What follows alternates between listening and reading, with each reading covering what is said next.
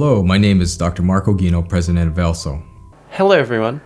Last episode, we talked about the way in which the zone works. This episode, we will be talking about making the most out of the zone. This is important as the zone is a mechanic that Zone Battle is heavily centered on. By optimizing this, we are able to improve both our offense and defense, which will greatly benefit in aiming to reach our potential. So welcome to a complete guide to TC Zone Battle, where we focus on the mechanics and strategy of the game. Hope you enjoy.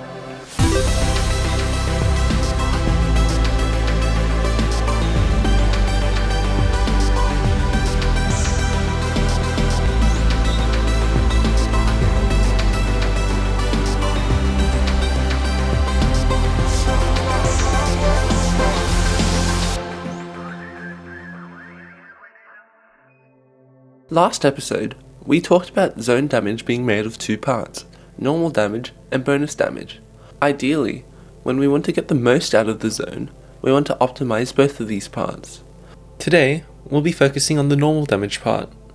For the purpose of this episode, we will be pretending that we have plenty of zone time and also aren't pressured in any way. We will learn in a later episode that zones have multiple uses that are a factor to phases, zone charge, garbage height, garbage messiness, and what your opponent is doing, to mention a few. When we are trying to optimize the normal damage part of the zone, ensuring that we are playing particularly efficiently is important. Remember that while in the zone, garbage can't enter your board. This means that the pressure of incoming garbage is gone and allows you to play the way that you want to play. This allows us to play in a different manner than we would usually outside of the zone. An example is that we are able to go for setups that usually would be too risky. While pattern stacking is able to work outside of the zone, it is possible for your opponent to break it by sending garbage. In the zone, pattern stacking is optimal and if possible should be gone for. The only limiting factor when it comes to playing efficiently in the zone is zone time. It is because of this that you should consider your board state before activating the zone. If your board is too low, it requires a lot of upstacking to get near the top of the board for the bonus damage. It also makes you spend a lot of time in the zone while you're setting up your attacks. Spending lots of time inside the zone eases the pressure that you're giving your opponent. We will focus on the repercussions of this in a later episode, but the amount of time that you spend in the zone should be an important consideration. We also need to consider our board state when starting our zones. If your board is too high, it gives very little space for you to do anything, both playing efficiently and getting high zone lines. This is because there is very little space for you to place your pieces and will very easily reach the top of your board where you will inevitably reach a game over condition. If your board is too messy, it makes it difficult to send a high damage zone as the zone will be either spent down stacking or building on top of, which wastes some lines. With all this being said, it is important to realize that survival should be the number one priority. If you have a huge chunk incoming and can't deal with it immediately, but still low on the board, you should zone.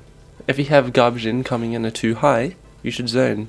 And if your board is still messy and are being pressured, you should zone. Just remember that in this episode, we are talking about what should ideally happen. This almost never happens, and compromises need to be made. There is another consideration that should be made before zoning. Although this has to do with the bonus damage part, I feel like it fits more nicely here, and that is zone charge. As we talked about last episode, the zone charge that the zone is started with affects the bonus damage outcome. By zoning with a higher zone charge, we are effectively getting free damage. With that being said, when in danger, zone charge should have little to no consideration as survival is the most important part. This idea goes quite in depth, and we will explore this in a later episode. This finishes this half of the episode. Optimizing the bonus damage part of the zone takes quite a while, so I've decided to split this episode into two.